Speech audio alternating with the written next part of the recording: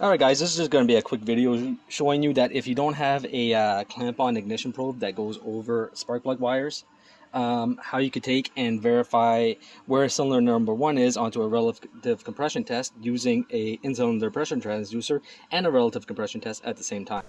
So I want everybody to keep in mind that you can do this test using any single cylinder that is available. So if it's cylinder number 2 that you can get to, use cylinder number 2. If it's cylinder number 4, use cylinder number 4. And then all you have to do is just plug in the firing order after that. And after you plug in your firing order, you'll be able to identify which cylinders are not operating as they are supposed to.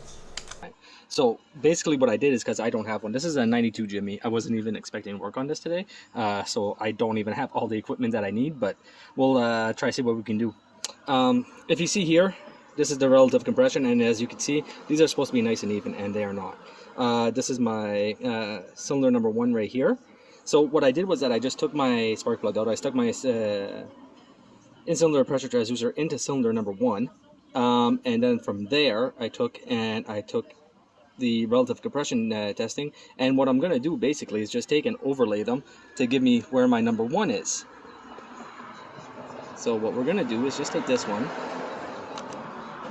we're going to drop him down, and as you can see, that is where my cylinder number 1 is. Now using this, I can go along and type in my firing order, and using that I can figure out which cylinders have low compression compared to the other ones, and I'm pretty sure that it's going to be all on one bank. Like number 1 started off really low over here, then over here it's okay, then as you can see it's jumping around all over the place. So I think that there's a cam issue on this vehicle, but right now if I go and I look at this, I'll zoom in a little bit for everybody, give you guys a little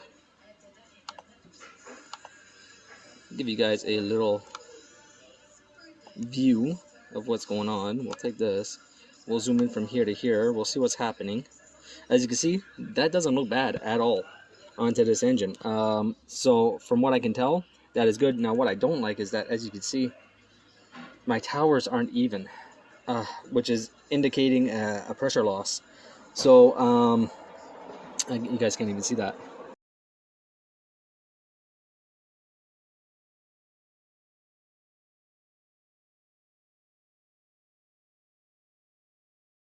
So yeah, I think that there's either a timing issue on this or the cams are extremely worn, but that's what I'm going to be going with. Let's go see what my PSI is. The client said that they already checked 2 cylinders, and on those 2 cylinders they had roughly about 125 PSI. Let's go and check and make sure that we have roughly about 125, give or take. And I have 131 PSI. So for me, that correlates with what the client said. So using the program that I created, we can clearly see that 1, 5, and 3 are all on one bank, so that's going to be the bank onto the driver's side, and 2, 4, and 6 are all onto the passenger side bank. And if we look, we see 2 is low, 4 is low, 6 is low. 1, 5, and 3 are relatively even, so as compared to the other ones, so it's for sure that we're seeing an issue on bank 2. So that is looking more like a mechanical issue, and from that point on they're gonna have to see where they want to go. They could rip off the valve cover, go see the lifter rods. The cam might be worn out, so yeah. Continuation of what was going on. Right now I'm plugged onto cylinder number 2 over here, and I don't know if you guys can see how everything looks. It's for sure that there's an issue onto the bank 2 of this motor. Tried explaining to the owner of the shop, but he says that there's nothing wrong with bank 2, so there's not very much more I could do about that. Now what I'm going to do real quick is come over here. We'll go back to 100%. Okay, I want to just take and measure my in-cylinder real quick. As soon as I can grab, oh, helps if you press the right button. There we go.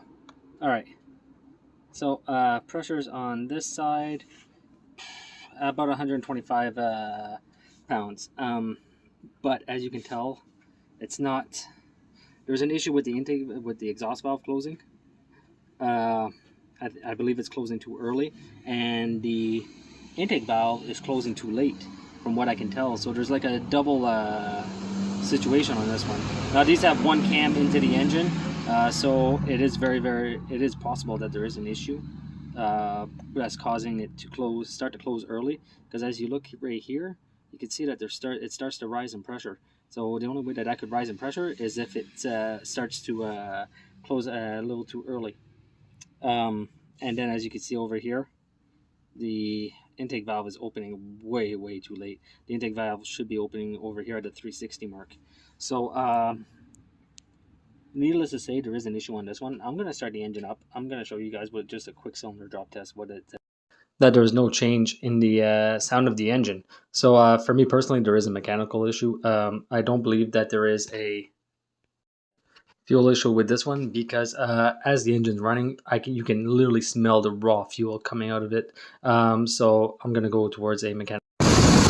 So I started up the engine. I have two spark plugs pulled right now, and I have the cylinder number 2 and I have cylinder number 4.